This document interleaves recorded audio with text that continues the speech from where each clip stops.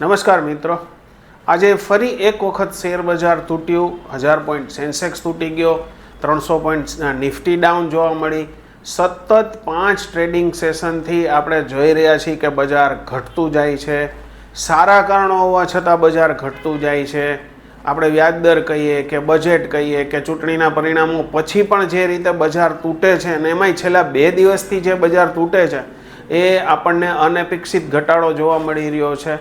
પરંતુ ઓવરઓલ જોવા જઈએ ને તો 12થી 13% સેન્સેક્સ અને નિફ્ટી છેલ્લા હાઈથી પછી ઘટેલા જોવા મળી રહ્યા છે. એટલે કે જે હાઈ કર્યો હતો નિફ્ટી અને સેન્સેક્સે એનાથી 12થી 13%નો જ ટોટલ ઘટાડો જોવા મળ્યો છે.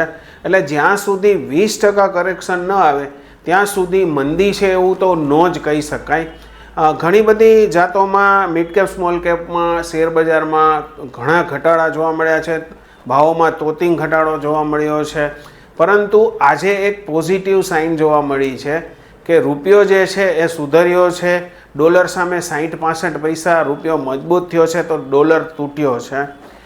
મેઇન અત્યારે ચિંતાનો વિષય એક જ છે કે જાન્યુઆરી મહિના અને ફેબ્રુઆરી મહિનાના 10 દિવસમાં એટલે કે ટોટલ 40-41 દિવસમાં જે એફઆઈઆઈ વેચવાલી કરી છે એ 1 લાખ કરોડથી વધુ રૂપિયાના શેરો એફઆઈઆઈ વેચી ગઈ છે.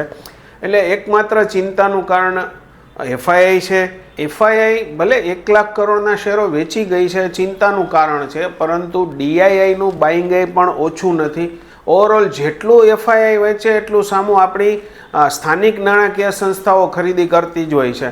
એટલે ડીઆઈઆઈએ પણ આ 1 મહિનો ને 10 દિવસમાં 95,000 કરોડના શેરોની ખરીદી કરી છે. એટલે બે સામસામા રહ્યા છે. એફઆઈઆઈ ભલે વેચતી હોય તો સામે ડીઆઈઆઈ ખરીદી પણ કરે છે. એટલે એટલું ચિંતાનું પણ કારણ નથી એવું કહી શકાય.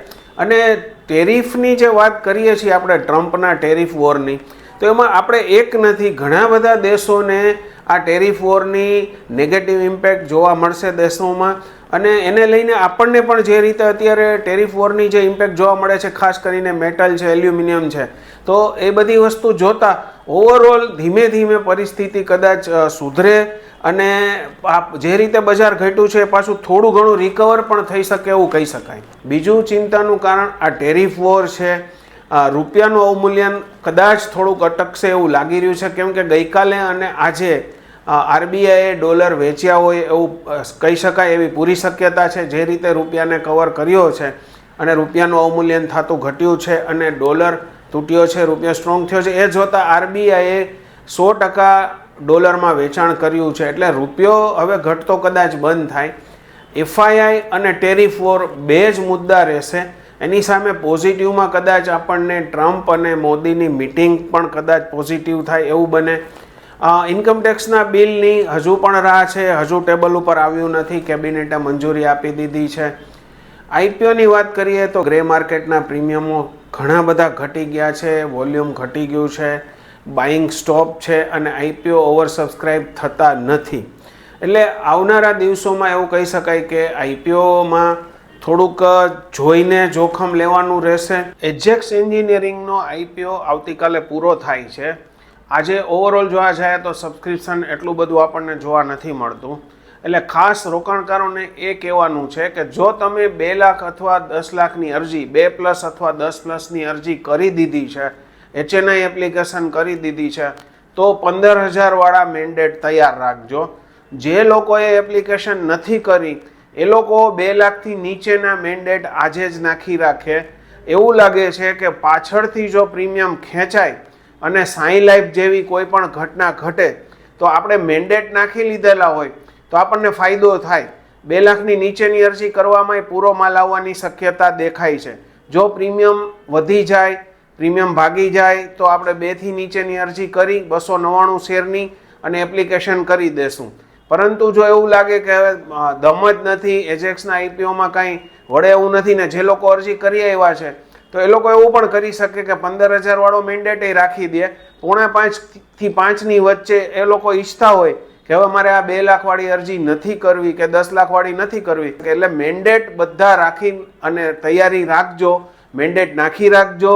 કોઈ પણ બાજુ ગેમ થાય તો 4થી 5 વચ્ચે આનો સારી રીતે ઉપયોગ કરી શકાય.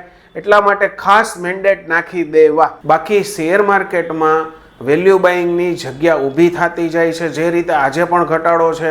એટલે નજીકના ભવિષ્યમાં હજુ પણ જો 2-4% હજુ પણ બજાર ઘટે ત્યાં સુધી કોઈ ડરવાની જરૂર નથી.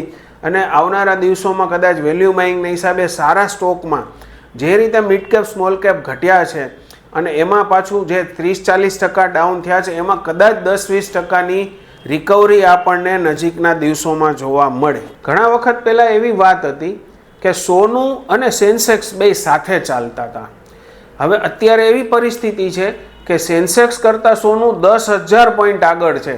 એટલે કે 87-86 હજાર આસપાસ સોનું ચાલે છે, સેન્સેક્સ 76,000 આસપાસ ચાલે છે. બે વચ્ચે હરીફાઈ હતી, એમાં સોનું ખૂબ વધી ગયું છે અને સેન્સેક્સ ખૂબ ઘટ્યો છે.